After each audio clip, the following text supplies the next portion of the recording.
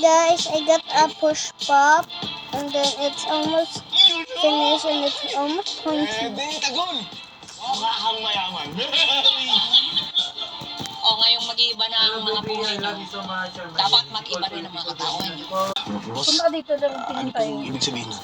Kailangan mabago ang mga pananamit nyo. Dapat It's almost mukha pointy, so we're magalang fine. action. Pag pinagdala, ang magbibigay mo. Ano kung hindi ba siya?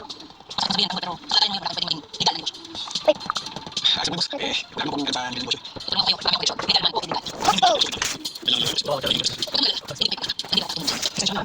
So, isa, ako tao, okay. Ay, sa dulo, kapag pera natin sa akin, nakakalaga na. Hindi ako ganun. Kaya mag-negosyo tayo mag-isa. Maganda ang reputasyon ko. Ako ang tatay sa inyo, sa marangyang buhay. yes, Mark.